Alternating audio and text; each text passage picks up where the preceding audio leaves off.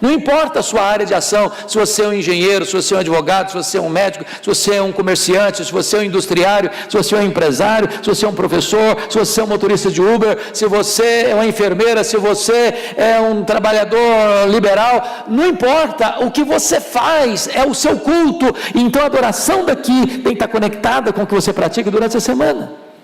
Os tempos estão sombrios, todos os sinais estão sendo dados. Acorde enquanto é tempo. Jesus está voltando. Volte para ele antes. O mundo nos engana, mas a verdade é uma só: desde o mundo nada se leva. Não se deixe mais ser enganado pelos emissários de Satanás. Nosso propósito aqui neste canal é te convidar, todos os dias, para essa reflexão.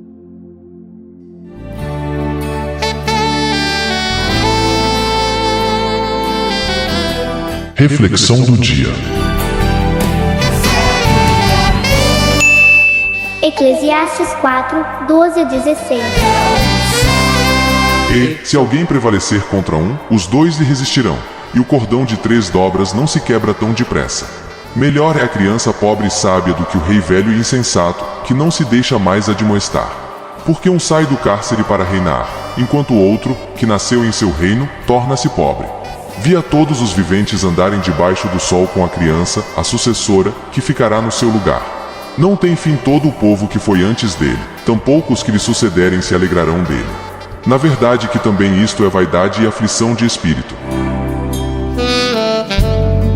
Deus seja louvado.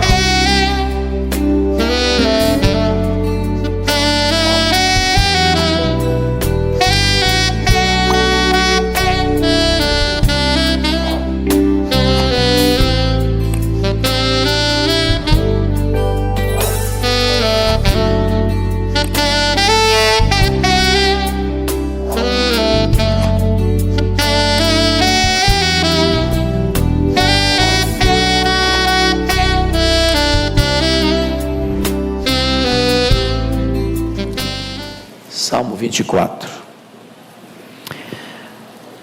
Está escrito assim: ao Senhor pertence a terra e tudo que nela se contém, o mundo e os que nele habitam. Fundou-a ele sobre os mares e sobre as correntes a estabeleceu. Quem subirá ao monte do Senhor? Quem há de permanecer no seu santo lugar? O que é limpo de mãos e puro de coração, que não entrega sua alma à falsidade, nem jura dolosamente. Este obterá do Senhor a bênção e a justiça do Deus da sua salvação. Tal é a geração dos que o buscam, dos que buscam a face do Deus de Jacó. Levantai, ó portas, as vossas cabeças, levantai-vos, ó portais eternos, para que entre o Rei da Glória. Quem é o Rei da Glória? O Senhor forte e poderoso, o Senhor poderoso nas batalhas. Levantai, ó portas, as vossas cabeças, levantai-vos, ó portais eternos, para que entre o Rei da Glória. Quem é esse Rei da Glória?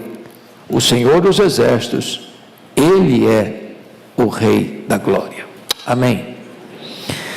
Só para refrescar a memória esclarecida de vocês, o livro de Salmos é uma coletânea de poemas, vocês muito bem sabem, escritos por vários autores.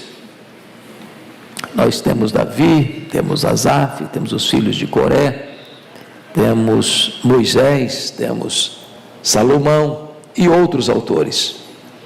Vocês também sabem que este livro foi o livro que mais se demorou para escrever, uma vez que ele é composto de poemas independentes.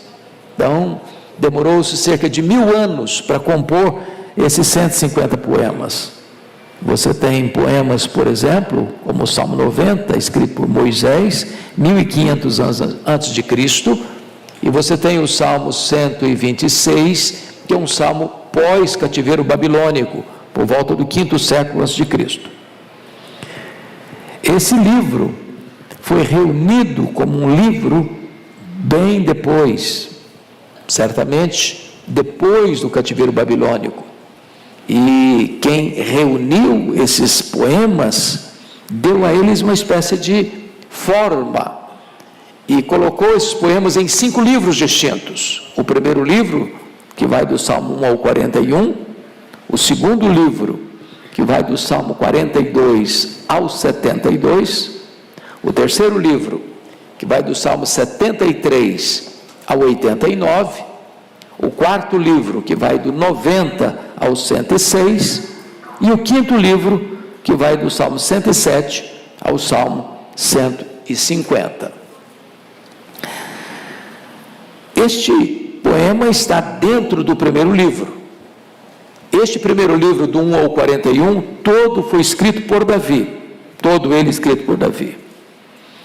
E aqui nós temos o que nós chamaríamos de uma trilogia acerca de Jesus como pastor. O Salmo 22, o Salmo 23, o Salmo 24. O Salmo 23 descreve o sofrimento de Jesus, a cruz. E o Salmo 22, notem que ele começa com a expressão dita por Jesus na cruz: Deus meu, por que me desamparaste? Esta foi a 4ª palavra de Jesus na cruz. Então é o salmo do sofrimento, é o salmo da morte, é o salmo da cruz. E o Salmo 22 descreve Jesus como o bom pastor, que deu a sua vida pelas ovelhas. Onde está isso no Novo Testamento? João 10, 11. Foi Jesus quem disse: eu sou o bom pastor dá vida pelas suas ovelhas. Essa é uma descrição gráfica do Salmo 22. Mas o Novo Testamento apresenta um outro retrato de Jesus como pastor. Está lá em Hebreus 13, 20. E o que está lá em Hebreus 13, 20? Lá fala de Jesus, o grande pastor das ovelhas. E o grande pastor das ovelhas é aquele que vive para as ovelhas. E este é o retrato do Salmo 23. Senhor meu pastor, nada me faltará. Então, se o Salmo 22 remete a João 10, 11, o bom pastor, o Salmo 23 remete a Hebreus 13, 20, o grande pastor.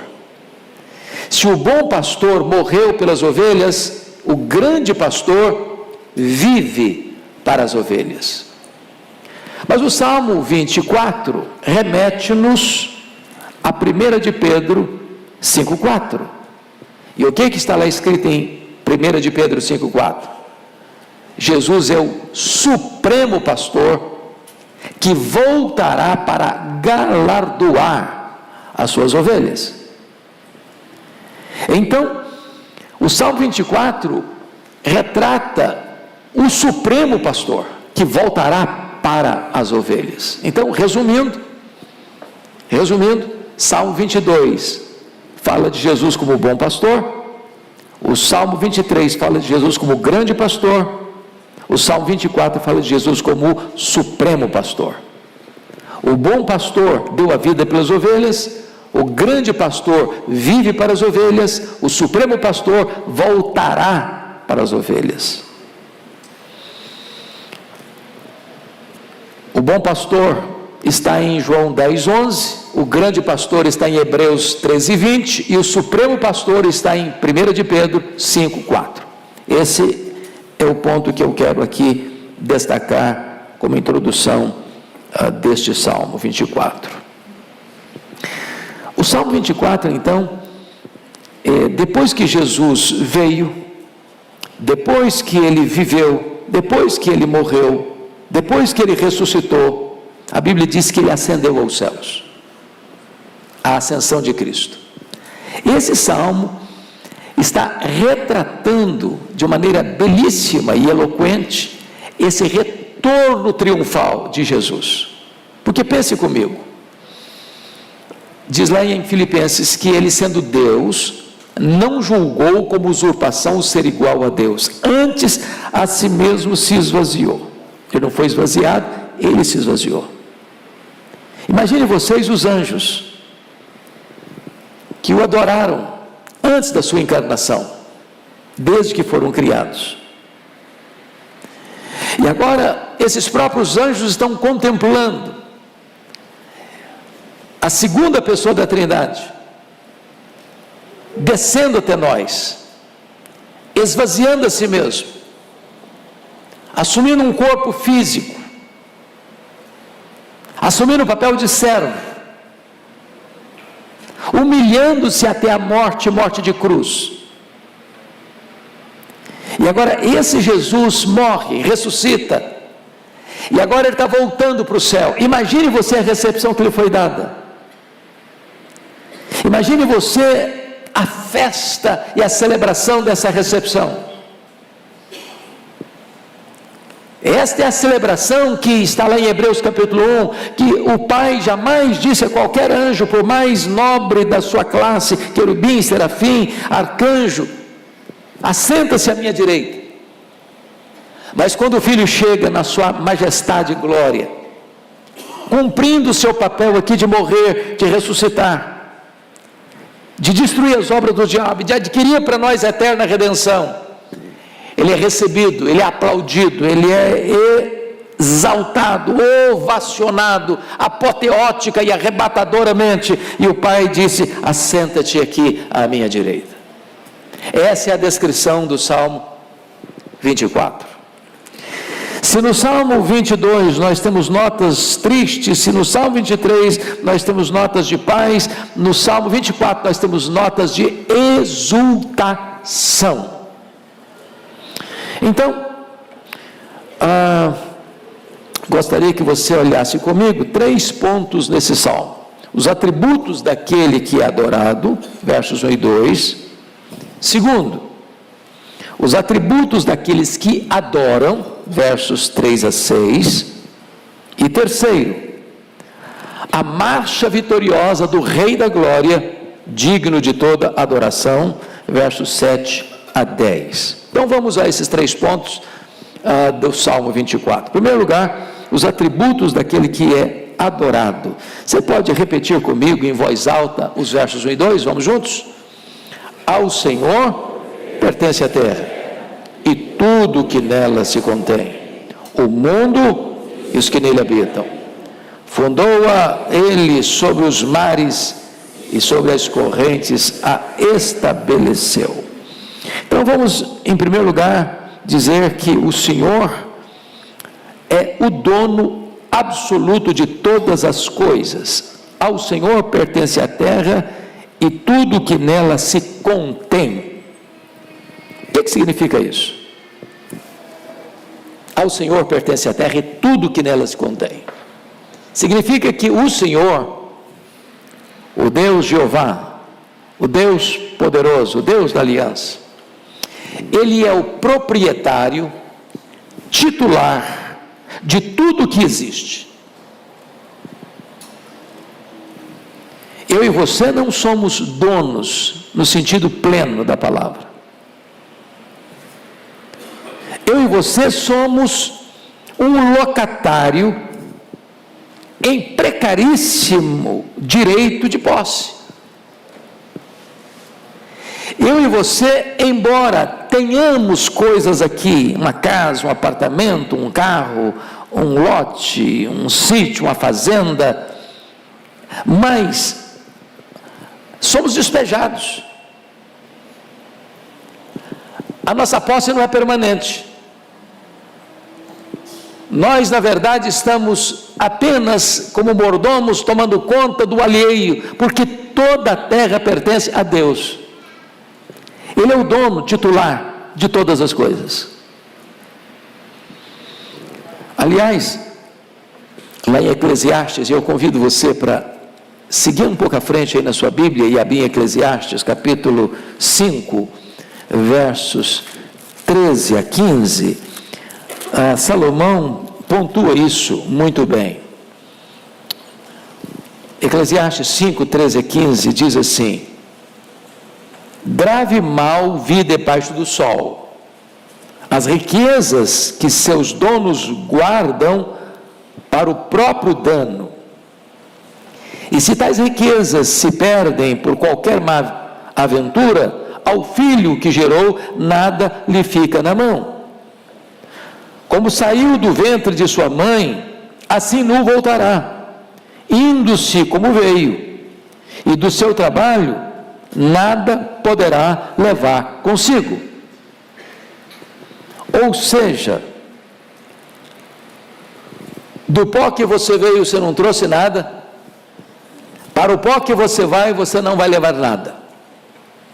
Não tem caminhão de mudança e enterro, não tem gaveta em caixão, não tem bolso em mortalha. Ou seja, nós somos locatários em péssimo direito de posse, porque o dono é o próprio Criador. Ele criou e ele é dono. Dono de quê? A terra e todos os víveres. Dono de quê? A terra e as suas riquezas minerais. Dono de quê? De todas as plantas. Ou seja, não há nada na terra que o homem possa botar um carimbo, como se põe um fazendeiro um carimbo na res que comprou, é meu. Na verdade, o único que pode botar um carimbo nas riquezas minerais, em todos os seres animais, voláteis, terrestres e aquáticos, e em todas as plantas que existem, é Deus. Ele é o dono titular de todas as coisas. Mas em segundo lugar, notem vocês que esse Senhor é o dono absoluto de todos os seres humanos. Olha ainda o versículo 24, a parte B. Ao Senhor pertence o mundo e os que nele habitam. Então, vamos entender esse aspecto, primeiramente do ponto de vista da criação. Deus criou você, Deus criou a mim, Deus criou a nós. Ele tem direito de posse de criação. Mas você e eu, além de criados, e Ele tem o direito de posse porque criou, Ele também nos remiu. Ele nos comprou com o sangue de Jesus. E Ele tem um duplo direito sobre nós, o direito de criação e agora o direito de redenção. Então todos que habitam na terra pertencem a Ele, especialmente o seu povo, porque duplamente pertence a Ele, direito de criação, direito de redenção. Isso me faz lembrar do menino que fez um barquinho de papel e estava brincando com o seu barquinho no rio, e de repente uma onda veio e levou o barquinho para longe. E o menino começou a chorar à margem do rio, porque o barquinho tinha fugido do seu controle, das suas mãos. E chega um homem e disse: não precisa chorar não, vou trazer o seu barquinho de volta. E pegou algumas pedras e começou a jogar. O menino protestou: não joga pedra. Não, eu estou sabendo o que eu estou fazendo. Quando a pedra caía próximo do barquinho, ondas iam se formando e empurrando o barquinho de volta. E assim o fez. E quando o menino pegou o barquinho de volta, feito por ele, disse: agora você é duplamente meu. Eu fiz você, e agora eu adquiri você de novo. É assim que Deus faz com você. Ele criou você e adquiriu você de novo. Ele criou você e remiu você. Você é duplamente propriedade dele. Agora, quando o Salmo foi escrito por Davi, a compreensão do povo de Israel é que só Israel pertencia a Deus. E o Senhor está mostrando aqui que não é apenas um povo, uma etnia que pertence a Deus. Está escrito no verso 1: o mundo e os que nele habitam. Deus é o dono dos judeus e Deus é o dono dos gentios. Deus é aquele que é o proprietário de todas as nações, de todas as raças, de todos os povos, de todas as línguas, de todas as etnias. Não há sequer um povo que não pertença a Deus.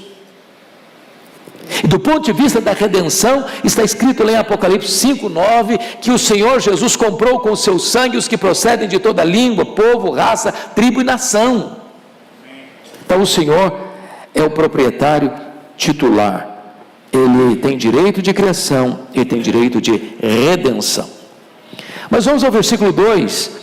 O Senhor reivindica o direito de posse da terra porque Ele a criou e a sustenta. Leia o versículo 2 comigo, por favor. Vamos juntos. Fundou-a Ele sobre os mares e sobre as correntes a estabeleceu. Quando diz que Deus fundou a terra ou o mundo sobre os mares, Ele está dizendo que Ele é o Criador. E esta é uma verdade magna do cristianismo, aliás, a verdade primeira. A Bíblia abre com essa declaração: no princípio criou Deus os céus e a terra. E isso é tão importante hoje, irmãos, porque nos meios escolares, acadêmicos, ainda tantos que zombam, ou que escarnecem, ou que criticam, ou que dizem que se você não crê na evolução, você não tem uma inteligência privilegiada, ou você é uma pessoa retrógrada, uma pessoa atrasada, que você não tem um cérebro que tem o tique e o teco funcionando, quando na verdade a criação é uma verdade não só bíblica, teológica, é uma verdade científica. E quando diz que Deus criou, Ele fundou, significa uma coisa importante. Primeiro, a matéria não é eterna, como os gregos pensavam. Eterno só Deus o é. A matéria foi chamada à existência pelo Deus Todo-Poderoso. Segundo, isso significa que o universo não surgiu espontaneamente. A teoria da geração espontânea não está calçada na verdade.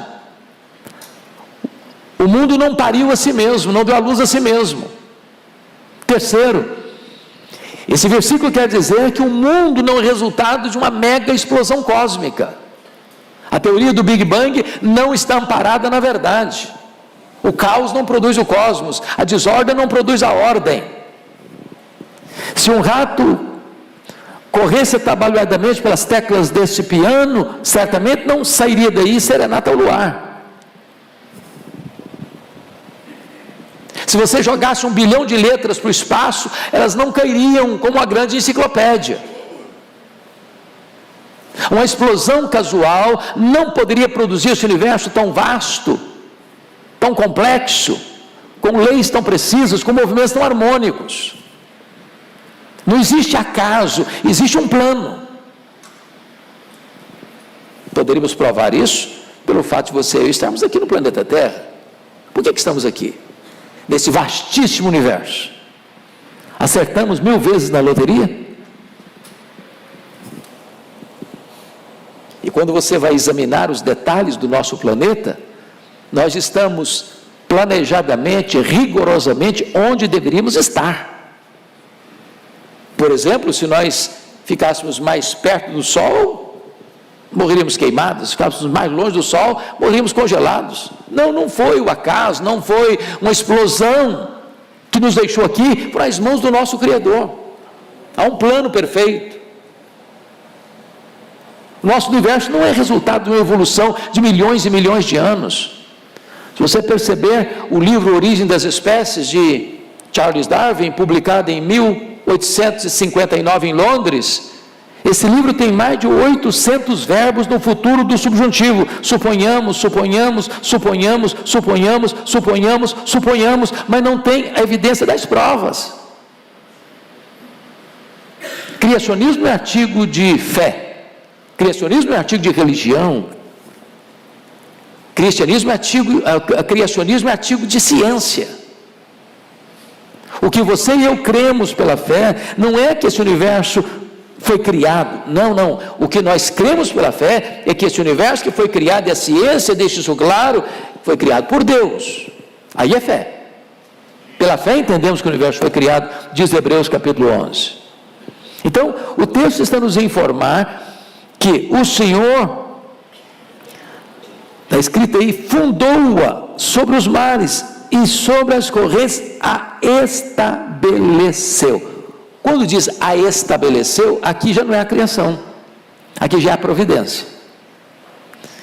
E eu quero encorajar você a estudar a doutrina da providência, uma das mais belas doutrinas da Bíblia. Eu destaco 3 coisas apenas para o nosso enlevo aqui. Primeiramente, quando você fala de providência, você está falando da preservação. Preservação. Esse universo, irmão, só está aí funcionando, o que está funcionando, porque Deus o preserva. Deus o preserva. Às vezes nós imaginamos que, na prática, nós quase que somos deístas, como se a natureza funcionasse à parte de Deus, sozinha, independente, como se Deus tivesse dado corda num relógio e deixado trabalhar sozinho. Não, não é assim, não é assim. Quando você olha as próprias catástrofes da natureza, os terremotos, os maremotos, os tsunamis, isso não age à parte de Deus. Quando você vai para o livro de Apocalipse, quando trata das trombetas de Deus, que são o juízo parcial de Deus, as trombetas de Deus ao soarem, atinge o quê? Os rios, os mares, os astros, a terra, os homens. Então, o Deus da providência é o Deus que sustenta aquilo que Ele criou. Nele tudo subsiste, diz lá em Colossenses capítulo 1. Segundo lugar, dentro da providência, é o que nós chamamos de concorrência, são os milagres. O que é um milagre? Deus estabeleceu leis, certo? As leis funcionam. Quando Deus opera um milagre, Ele age sobre essa lei que Ele mesmo criou, além dessa lei, acima dessa lei, e então acontece um milagre. Porque Ele que criou, Ele que estabeleceu leis, Ele tem poder para interferir nesse processo e realizar um milagre. Então o mar se abre, então a água brota da rocha, então o maná cai do céu, então o rio Jordão fica seco, de caminho para o povo passar. Então um leproso fica purificado, então o cego enxerga, então o paralítico anda, então o tetraplégico levanta, e os ossos e os artérios e os músculos funcionam, e então o morto ressuscita. Então esse Deus que criou é o Deus que intervém, que age providentemente na criação. É por isso que nós oramos. Quando você ora, você crê que Deus pode fazer e faz. E faz. O universo não está aí soberano, agindo sozinho, não. Acima do universo está o Criador e o Preservador, e Ele pode interferir de forma sobrenatural, operando milagres. Por isso você ora por milagres. Mas na providência você fala de preservação, de concorrência e de governo. Quando eu falo de governo, significa que é Ele quem tira reis, Ele quem põe reis, Ele quem levanta reinos, Ele quem abate reinos, é Ele quem está sentado no alto e sublime trono, é Ele quem tem as rédeas da história em suas mãos. Se você olhar para o passado, onde está o Egito? Onde está a Síria? Onde está a Babilônia? Onde está o Império Medo-Persa? Onde está o Império Grego? Onde está o Império Romano? Onde estão as grandes potências mundiais? É a dança das cadeiras. Quem faz a dança das cadeiras? Deus. Quem governa em último lugar? Deus. Quem vai colocar todos os inimigos debaixo dos seus pés? Deus. Quem vai reinar supremo eternamente? Deus. Ele é o soberano. É isso que o texto está querendo dizer. Bom, dito isto, vamos ao segundo ponto do Salmo, porque Davi vai fazer uma transição daquele que é adorado para aqueles que adoram, a partir do verso 3 até o verso 6. O adorador é aquele que se aproxima de Deus com reverência. Leia o 3 comigo, por favor, vamos juntos. Quem subirá ao monte do Senhor? Quem há de permanecer no seu santo lugar? E subir ao monte do Senhor aqui é a presença de Deus. Mas não é só subir a presença de Deus, é permanecer na presença de Deus. E você vai à presença de Deus para quê? Basicamente para adorar. E o que é adoração? É o fim principal do homem.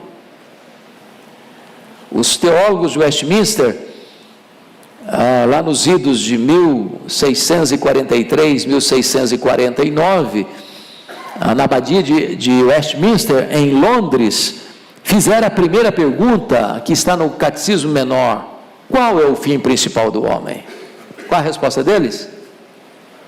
O fim principal do homem é glorificar a Deus e gozá-lo, desfrutar dele para sempre. Se você tem ainda alguma dúvida sobre o propósito da sua vida, para o que você foi criado, a resposta está aí: você foi criado para adorar a Deus, para glorificar a Deus, para desfrutar da comunhão com Deus. Então, aqui ele vai começar a mostrar para nós quem são essas pessoas que adoram a Deus, que se deleitam em Deus, que permanecem na presença de Deus. Em primeiro lugar, versículo 4. Vamos juntos. O que é limpo de mãos e puro de coração. Vamos ficar aqui por enquanto. Quando você fala de mão, você está falando daquilo que você faz. Quando você fala do coração, você está falando daquilo que você é. Então você é, você faz. Vamos pensar na questão das mãos limpas. Nós estamos falando de um adorador. De um adorador. O que significa que ele tem mãos limpas? Significa que ele tem uma conduta íntegra. A vida dele está certa com Deus. A vida dele não é um zigue-zague, uma gangorra. Ele tem integridade. Ou seja, quando eu chego para adorar, Deus não se impressiona com o meu ritual, com a minha liturgia, com o meu performance. Deus está olhando antes disso para as minhas mãos. O que é que eu estou fazendo? Como é que eu estou vivendo? Quais têm sido minhas ações? Dá uma olhadinha comigo para você ter uma ideia como é que Deus se importa com isso. No livro de Isaías, capítulo 1, profeta Isaías, capítulo 1, versículos 15, 16 e 17. Isaías 1, 15 a 17. Você consegue ler comigo? Vamos lá? Vamos juntos?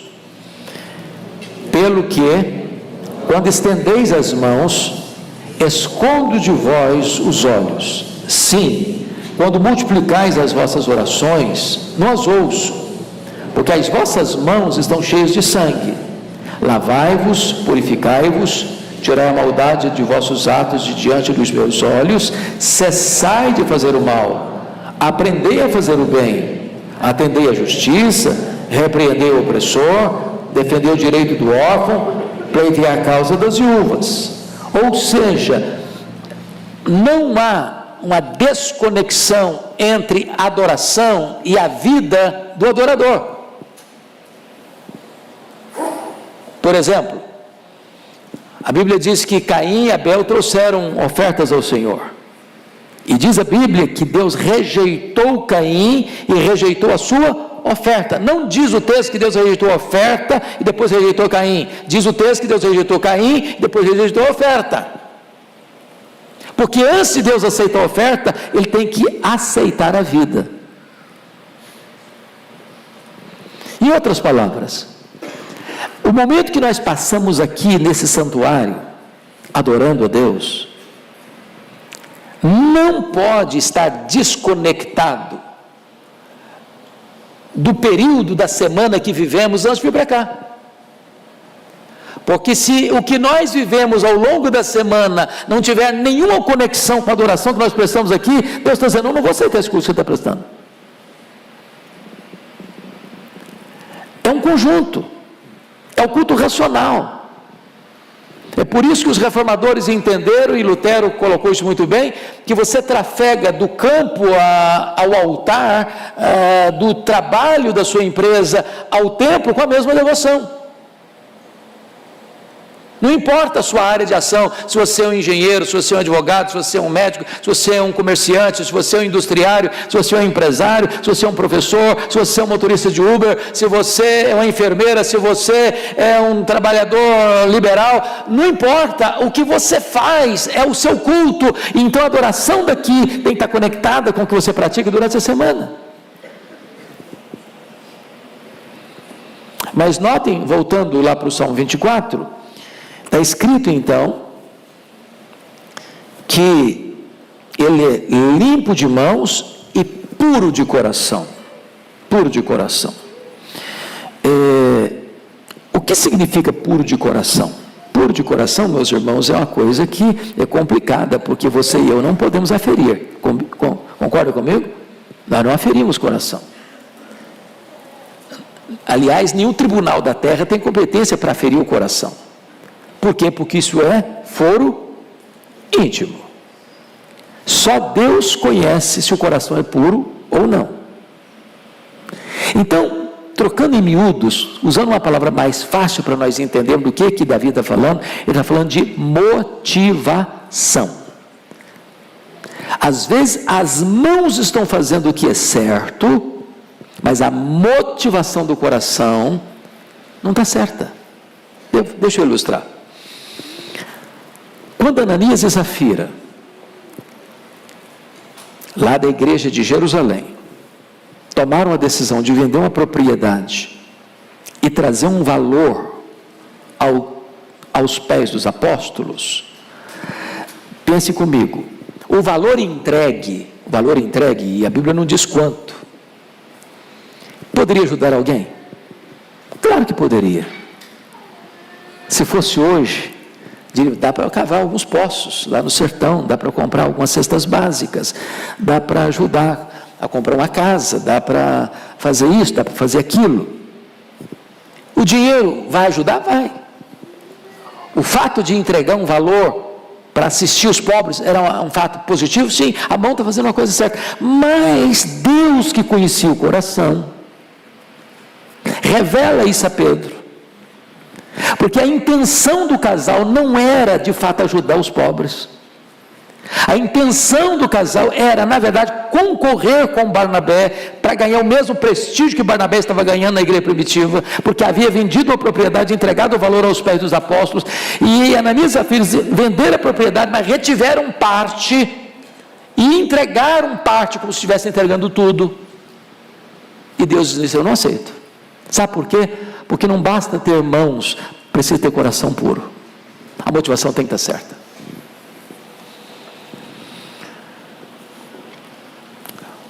Notem comigo ainda.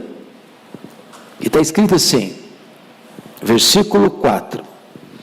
Que não entrega a sua alma à falsidade, nem jura dolosamente. Quando diz não entrega a alma à falsidade, ele não se prostra, esse adorador não se prostra diante dos ídolos do mundo. Você pega um Demas, que foi cooperador de Paulo, de repente, num dado momento da vida dele, o mundo começou a fasciná-lo. E diz a Bíblia que ele abandona Paulo, porque ele amou o mundo, porque ele se encantou com o mundo. Ele entregou a alma dele, de forma dolosa, para uma coisa que não era adequada para ele, que era chamado um crente.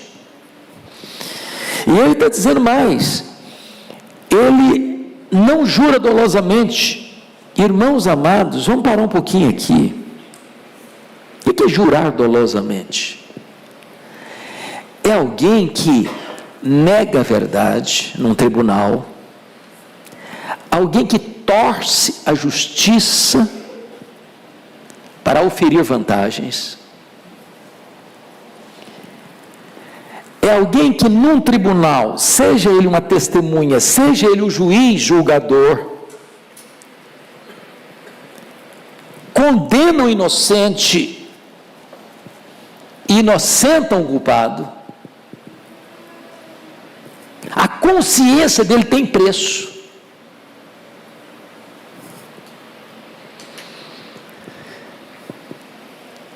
E esse salmo está dizendo o seguinte: imagine que essa testemunha ou esse juiz é um cristão. Domingo ele está lá na igreja, está adorando, levantando as mãos, cantando, orando, pregando, ouvindo. E Deus está dizendo: eu não aceito esse culto,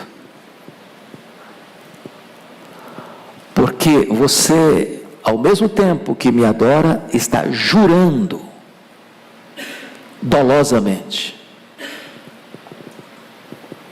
Você está vendendo a sua consciência. Você está aviltando a verdade. E a Bíblia diz que os mentirosos não herdarão o reino de Deus. Mas, veja você comigo ainda, versículo 5. Leia o versículo 5 comigo. Este obterá do Senhor a bênção e a justiça do Deus da sua salvação. Este encontra o agrado de Deus. O agrado de Deus. Bom está servo, bom e fiel. Este é o agrado que Deus encontrou em Abel. Deus se agradou de Abel. Portanto, Deus se agradou do sacrifício de Abel, do culto de Abel. Às vezes nós estamos mais preocupados em agradar os homens. E o adorador é aquele que procura o agrado de Deus. E encontrar o agrado de Deus significa a justiça de Deus da sua salvação. Deus o justifica, Deus o cobre com a sua justiça. Ele encontra em Deus aquilo que ele mais necessita, que é a própria salvação da sua vida. Mas, para concluir essa parte, o adorador é aquele que faz parte do povo escolhido de Deus. Leia o verso 6 comigo, por gentileza. Tal é a geração dos que o buscam, dos que buscam a face do Deus de Jacó. Eu gosto dessa expressão, Deus de Jacó. Sabe por quê? A face do Deus de Jacó? O Jacó, meus irmãos, é o cara mais emblemático da Bíblia. Eu não sei se vocês sabem disso, mas nenhum outro personagem histórico é repetido mais na Bíblia que Jacó. Mais do que Moisés, mais do que Abraão, mais do que Paulo, mais do que Pedro, mais do que qualquer outro apóstolo, do que qualquer outro profeta, qualquer outro patriarca. E o que significa o Deus de Jacó? O Deus de Jacó é o Deus da paciência, é o Deus da misericórdia, é o Deus da graça. Pensa num cara complicado, foi Jacó. Para vocês terem uma breve ideia, o Jacó viveu na barra da saia da mãe até os 77 anos de idade. Até os 77 anos de idade. Quem mandava nele era a mãe. Isso é uma esperança para aqueles que estão aí, os quarentões, não casaram ainda. Tem esperança. O Jacó vai ser convertido ao Senhor, sabe com que idade? 97 anos. Neto de crente, filho de crente, mas não era crente. Depois de convertido, ele se envolveu em rascadas de novo. E Deus pacientemente cuidando dele, e Deus pacientemente restaurando a vida dele, e Deus pacientemente perdoando a ele, e Deus pacientemente instrumentalizando a vida dele para ser o pai das 12 tribos que formaram a nação de Israel, de onde nasceu o Messias. Agora, para perguntar, você acha que Deus tem sido paciente com você? Você não tem o DNA de Jacó? Parecidinho com Jacó? Esse Deus é maravilhoso, porque Ele não desiste de nós apesar de nós. Mas vamos ao último ponto desse salmo, que é a marcha vitoriosa do Rei da Glória, digno de toda adoração. Então nós vamos ler o verso 7 a 10, com a voz bem bonita, bem eloquente. Vamos juntos? 7 a 10. Levantai, ó portas, as vossas cabeças. Levantai-vos, ó portais eternos, para que entre o Rei da Glória. Quem é o Rei da Glória? O Senhor, forte e poderoso. O Senhor, poderoso nas batalhas. Levantai, ó portas, as vossas cabeças. Para que entre o Rei da Glória. Quem é esse Rei da Glória? O Senhor dos Exércitos. Ele é o Rei da Glória. Amém? Destaque aqui três coisas. Destaco três coisas. Primeiro, a marcha triunfal do Rei da Glória, conforme versículo 7 e versículo 9. Você percebe que é uma repetição. O verso 7 e o 9 é o mesmo conteúdo. Mesmo conteúdo. É importante entender, dentro da perspectiva do salmista, que reúne 3 salmos de uma trilogia: Salmo 22, a morte de Cristo; Salmo 23, a vida de Cristo; Salmo 24, a ascensão de Cristo. Ascensão de Cristo. Então, nós não poderíamos entender melhor a beleza disso do que Paulo conseguiu colocar isso em Filipenses 2. Porque Paulo conecta a humilhação de Cristo com a exaltação de Cristo. Como assim? Ele diz: tende em vós o mesmo sentimento que houve também em Cristo Jesus, o qual, sendo Deus, não julgou como usurpação o ser igual a Deus. Antes, a si mesmo se esvaziou, assumindo a forma de servo, humilhando-se até a morte, e morte de cruz. E aí vem agora a exaltação. Pelo que também o Pai o exaltou sobremaneira. Ele deu nome, acima de todo nome, para que o nome de Jesus se dobre todo joelho, nos céus, na terra e debaixo da terra, e toda língua confesse que Jesus Cristo é Senhor, para a glória de Deus Pai. Davi, nessa trilogia, vai mostrando a humilhação de Cristo, a vida de Cristo e a ascensão de Cristo. Isso é glorioso, porque as portas são aqui personificadas. É como se as portas tornassem seres racionais, espirituais. Imagine você o cortejo de Cristo, lá nos impérios passados, quando um rei, quando um imperador saía com seus exércitos e conquistava vitórias. Então esse exército vitorioso entrava na cidade com paramentos, com música, com bandas, com festas, com celebrações efusivas. Agora imagine Jesus chegando no céu, depois de ter vindo ao mundo, se encarnado, vivido entre nós, morrido por nós, ressuscitado dentre os mortos, inaugurando a imortalidade, e agora está entrando no céu. As portas se abrem, os anjos aplaudem, os remidos que estão na glória celebram, e esta é uma apoteose gloriosa que Apocalipse muito bem retrata no capítulo 5, e eu convido você para olhar comigo, porque isso aí vale a pena ler com voz bem altissonante. Abra lá comigo, Apocalipse capítulo 5, por gentileza. Por gentileza. Olha que belíssima figura você vai encontrar aí. Versículos 11 a 13, e eu quero que a igreja leia novamente com a beleza que ela sabe ler, com a eloquência, em uníssono. Vamos todos juntos. Apocalipse 5, 11 até o versículo 13. Vi e ouvi uma voz de muitos anjos ao redor do trono, dos seres viventes e dos anciãos, cujo número era de milhões e milhares de milhares, proclamando em grande voz: digno é o Cordeiro que foi morto de receber o poder, e riqueza, e sabedoria, e força, e honra, e glória, e louvor. Então ouvi que toda criatura que há no céu, e sobre a terra, debaixo da terra, e sobre o mar, e tudo que neles há, estava dizendo: àquele que está sentado no trono e ao Cordeiro, seja o louvor, e a honra, e a glória, e o domínio pelos séculos dos séculos. Esta é a entrada apoteótica do glorioso Redentor no céu.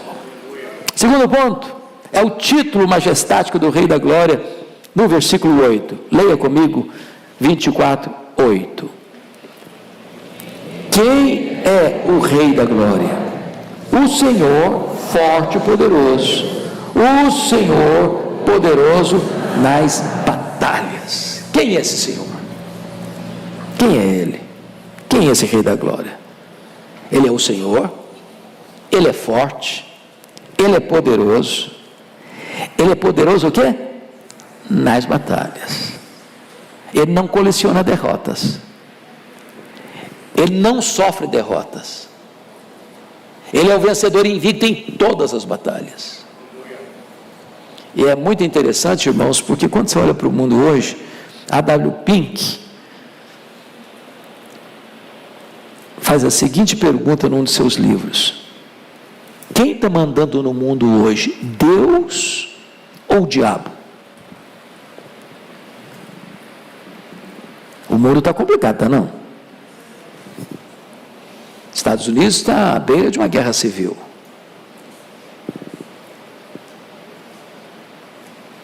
A Europa ensaia uma resposta militar à Rússia. Por sua vez, a Rússia ameaça usar armas nucleares.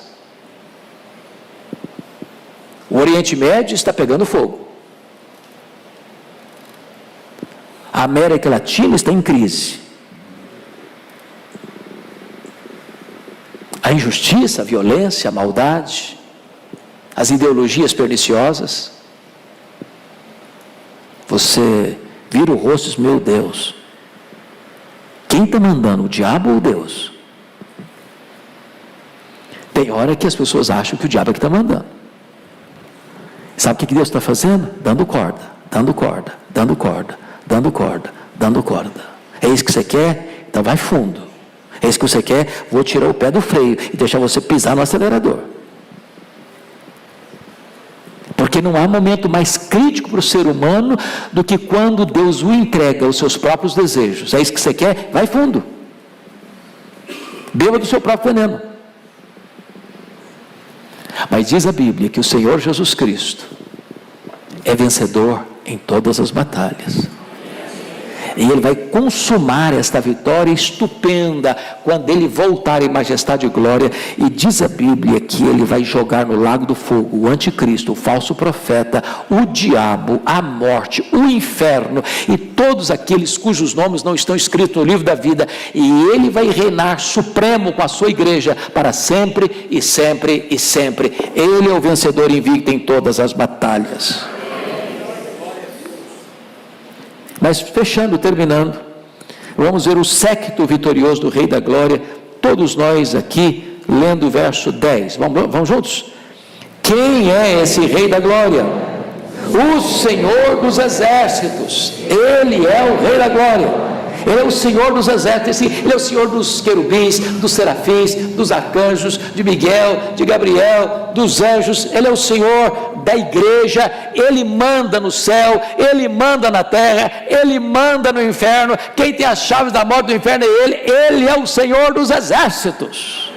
Nós seguimos ao vencedor, nós seguimos ao vitorioso Deus. Ele é o Senhor da criação, Ele é o Senhor da salvação, Ele é o cabeça e a coroa do universo, e a Ele, somente a Ele, a glória agora e eternamente. Amigos e irmãos, as coisas mundanas, às vezes, nos faz sentir que estamos vivendo um mundo de felicidades. Não nos deixam enxergar a realidade e ainda nos mantém na escuridão. É preciso que alguém nos chame a atenção dessas coisas, que nos faça acordar para a verdadeira vida, vida essa, com Jesus. O momento de despertar é agora. Pare agora e pense nisso.